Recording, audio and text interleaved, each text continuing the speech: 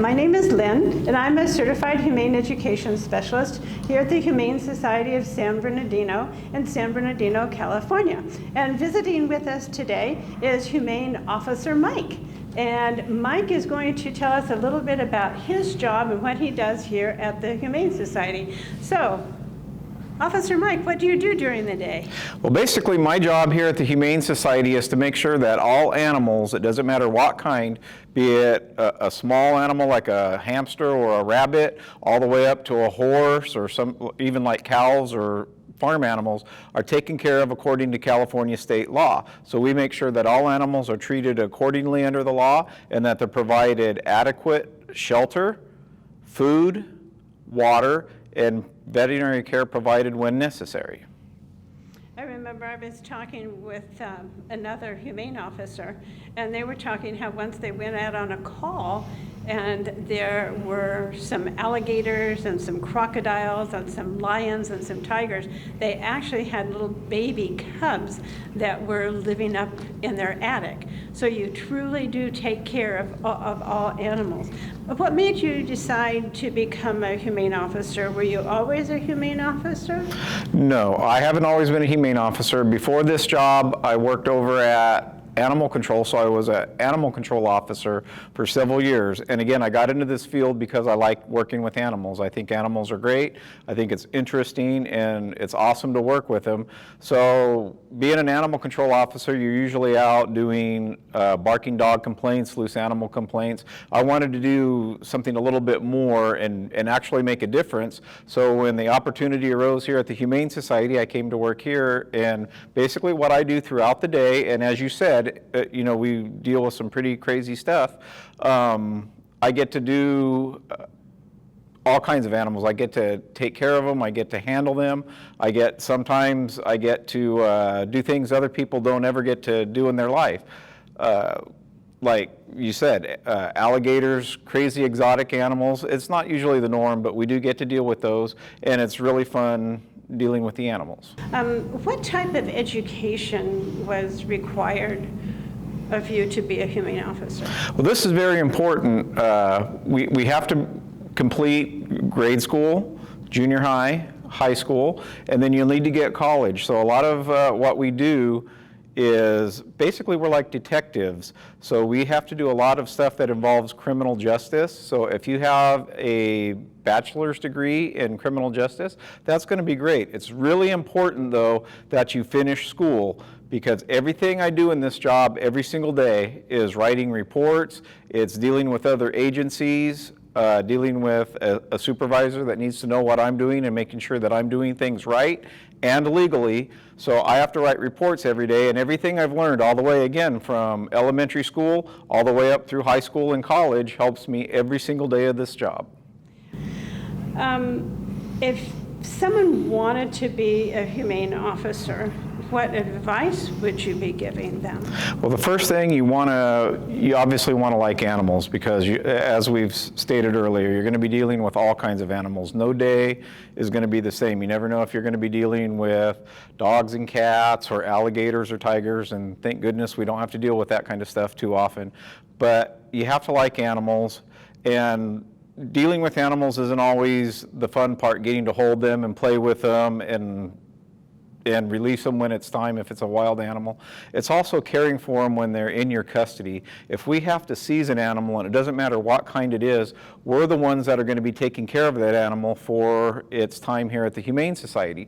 So you have to know a little bit about all kinds of animals, and you have to be able to research and reach out to people that are more knowledgeable than you in taking care of animals, because you never know, you might have a fish, you might have some type of an exotic bird or an exotic reptile, and you need to know how to care for that animal while he's in your care until such time that he is either returned to an owner, adopted out to a new owner, or relinquished to a rescue, or again, released back into the wild where they belong. And we were talking about you writing reports, and I noticed that you have brought your California Humane Laws Handbook.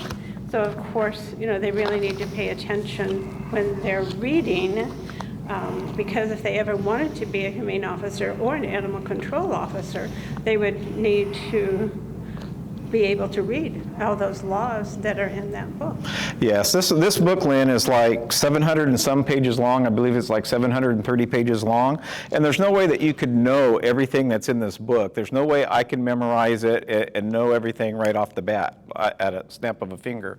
So when I go out on a call, I always try to look, maybe I'm going out on a call for a dog being tied up. I could reference this book and it'll tell me what the laws are in the state of California regarding how you can tether a dog or other animals like horses or livestock. This book will tell me that. This book tells me what people are allowed to do. Again, it's under California state law, but what people are allowed to do and what they're not allowed to do. So I have to be able to read and interpret what's in this book. So when I go out on a call, I make sure this book is with me and I make sure I know what I'm talking about before I deal with somebody or I deal with the situation. And all that is because I went to school and I completed my schooling. And you have some pictures that you wanted to share, which would give them an idea of what your day is like.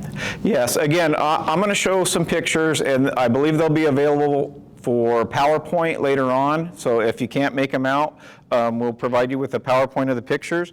But again, we talked about, Lynn, about how we deal with different types of animals.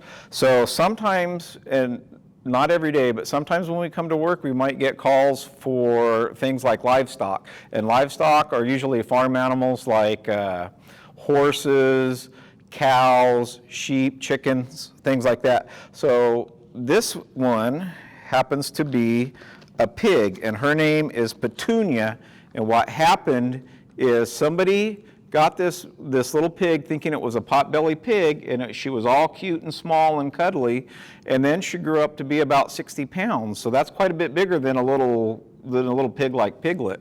So she couldn't care for her properly anymore, so she reached out to us at the Humane Society, and we worked with a local rescue that we've dealt with in the past that said, yes, I can take Petunia. So this is Petunia when she was here at the Humane Society, and we were able to get her to the rescue, and she was actually adopted out, and she is doing quite well right now. The other thing that I'll talk about a little bit is you're never going to know where you're going to go on this job, Lynn. Sometimes I have to go to really weird places on my job. So once in a while we get calls for like animals in very bizarre places, and unfortunately San Bernardino has a lot of sewers and flood control areas, so occasionally we get calls for animals trapped in these areas. So this is actually 4 little newborn kittens. Their eyes weren't even open yet, and we don't know if mom had them down here or if somebody dumped them down there or they got washed away, but this is actually a sewage area. It's like a sewer drain over by our local Metrolink station, so we had to crawl down in through this manhole cover that weighed like 80 pounds, and we had to go about 10 feet underground and through these tunnels to get them, and there were four kittens. And right now they are currently at a foster because they had to be bottle fed. So they are about 2 months old now, and next week they should be coming in here. We will be doing a very special surgery on them called spaying and neutering. There's 2 boys and 2 girl kitties. The girl kitties will get spayed and the boy kitties will get neutered. And what that means is when they go to the rescue that's going to adopt them out to their forever home, they will not be able to have kittens and contribute to unwanted litters and pet overpopulation. Some of the other things that we go out on are wildlife, Lynn, and you know all about this. This was an owl that we picked up off of Valencia Avenue here in San Bernardino about 1.5 years ago. And there was nothing wrong with him. We thought at first he was injured. He was very aggressive because he didn't know we were here to help him. So he was trying to bite us and he was hissing and throwing a fit. Basically what happened is he was learning to fly, and when they learn to fly, sometimes they don't do so well, and he crashed on the ground. So what we had to do, somebody called us, they were concerned about him. So my partner and I went out, we picked up this guy, took him to a local wildlife rehabber who is somebody that takes care of these animals, wildlife, and they make sure that they get nursed back to health, and then they actually re-release them back into the wild. So this was the young lady at the rehab center, and it's kind of a dark picture, but you can see here's the owl right here, and she's holding him on the glove. And we were actually able to take him back out to where we picked him up at, and he was able to rejoin his family in the area that he grew up in. Some of the other things that we deal with, and again, I mentioned earlier about when we have animals in our custody, how we have to take care of them. Well, we had a nice lady who decided to bring in a very pregnant cat to get that surgery done called spaying. And while she was here, her cat carrier, the bottom fell out of it and the cat got away. The cat's name was Misty, and she was missing for about a week. Well, we started hearing kittens here in the bushes, so we set up a trap, and we were able to trap Misty, and we found where the cries were coming from, and we found where she was keeping her kittens. So she had 4 kittens, so what we did is we actually took custody of them, and we kept them here at the Humane Society, and this is them in the little pet condo, and that's Mom, and you can see her babies were under here. She had to still feed her babies because they were very young. And then we had to clean up the cat boxes, make sure the kittens were getting fed every day, and of course the kittens like to help us do all the housework. So when we were in there sweeping up everything and doing the cat boxes, they were here to help. Some of the other things are injured animals. Usually animal control will handle injured animals. They'll go out and pick them up. Once in a while it happens here on our property too. This is actually a little kitten. I don't know if you can see her, but we think she got away from somebody and might have gotten into somebody's engine, and she got a little chopped up. She was a little injured, and a volunteer here at the Humane Society actually told us about her. So what we did was we went out and caught this little girl, and we brought her in here, and our doctors were able to take care of her, and they were able to get her stitched up. And this cat, her name is Gracie. She now lives with the lady that reported her to us. So after we nursed her back to health, she adopted her from the rescue, and Gracie now lives with that volunteer. This is another one. I don't know if you can see this, but this is actually at an apartment complex, and this is 2 kittens, and they're living in this little planter. And what happened is, when you work at the Humane Society, sometimes you work with other agencies. So a young lady that we know very well, her name is Agnes, she works with the probation department, and she was out on her job, and she noticed when she was checking up on some people that there were these sick kittens here. So what she did is she called us here at the Humane Society. We went out, we picked up these guys, and they were very, very sick. Usually what happens is sometimes when an animal is so sick that its health is extremely compromised and it's suffering, sometimes we have to provide a service called humane euthanasia. And what that is that's a process where we end an animal's suffering by giving them a little shot, and they go to sleep and they just don't wake up, and that prevents them from suffering.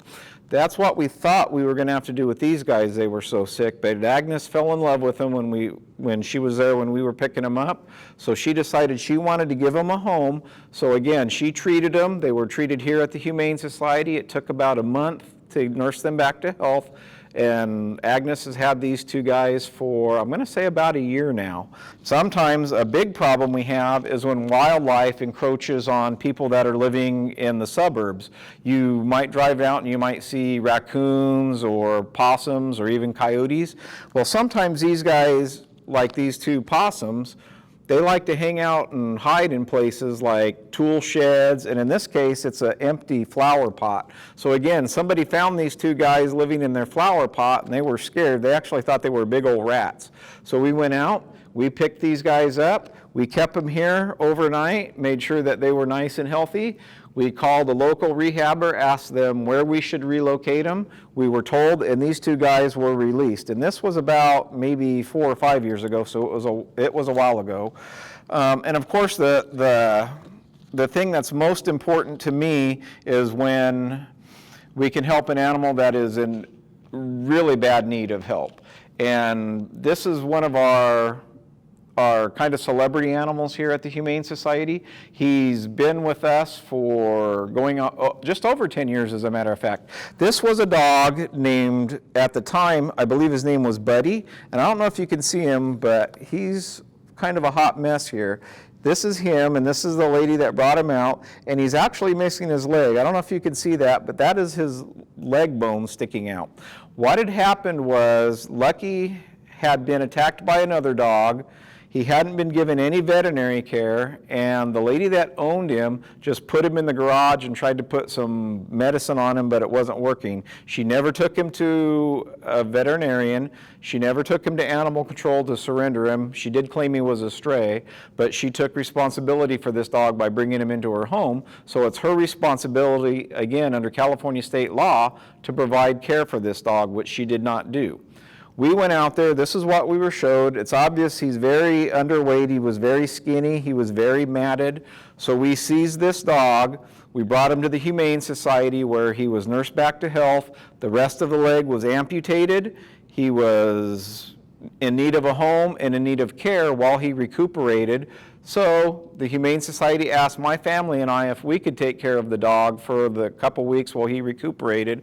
Well, he ended up taken a shine to my family and my family to him, so we went through the process of adopting him here at the Humane Society, and he is actually doing quite well now. We've had him for 10 years, and he is actually going to be one of the guests at our 50th gala.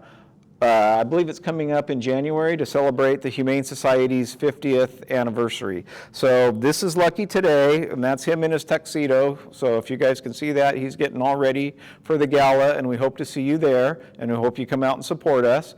This is what we do here. This is what I and my partner do here at the Humane Society. We've had ties with this community for over 50 years, and the people in our community. We enjoy working with Miss Lynn in the education department. We enjoy going out talking to all you guys in schools, regardless of age groups. We like talking about what we do and how you can maybe do this in a few years. We enjoy working with Miss Lisa that you'll be seeing later on today, and going out with her animals and talking to people about not only the lawful treatment and the humane treatment of animals, but what we think is animals that are deserving of love. An animal is just like you or me. An animal likes to be loved. It likes to be held and petted, and that's what we try to educate and impart on people. And we thank you for your dedication and your commitment and your devotion to taking care of animals. And I encourage anyone who wants to be a humane officer, an animal control officer, stay in school, get that education, and you'll be making a difference for our world. Thank you very much, guys. Thank you. Bye-bye. Bye.